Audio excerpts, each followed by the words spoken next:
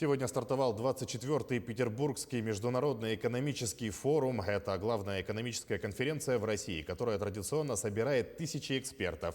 Здесь проходят деловые встречи, подписание соглашений, обсуждаются самые перспективные инфраструктурные проекты.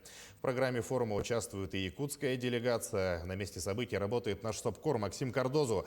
Максим, приветствую. Расскажи, как начался форум и прозвучало ли в повестке Якутия?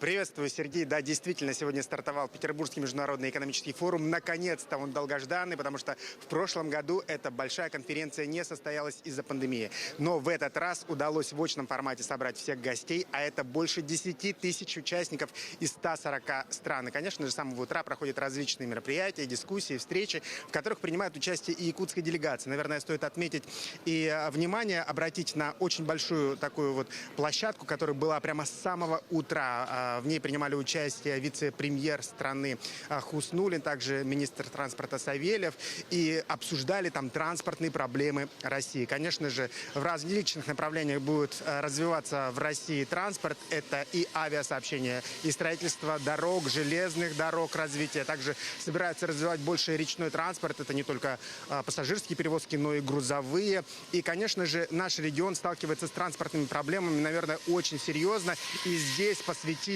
время и уделили время Якутии. Давайте послушаем, что было сказано.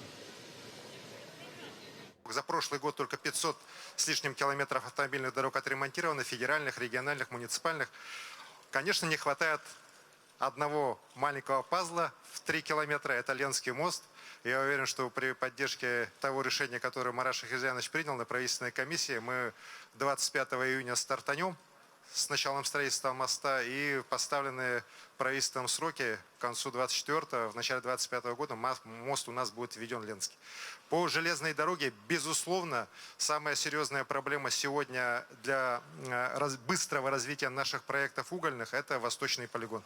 У нас есть полное понимание здесь со стороны правительства, есть понимание со стороны РЖД. Я очень рад, что 1 июня президент подписал решение о создании комиссии по развитию железных дорог Сибири и Дальнего Востока. У нас есть предложение по тому, чтобы без привлечения государственных средств крупнейший инвестиционный проект, который у нас на территории республики реализуется, угольный, Эльгинский угольный проект, который в следующем году уже станет крупнейшим угольным разрезом мира, смог обеспечить вывоз до 40-50 миллионов тонн в ближайшие уже годы. Регион, коллеги говорят, у нас есть деньги, пожалуйста, давайте только быстрее построим. И вот сейчас все механизмы складываются для того, чтобы мы действительно быстрее могли построить.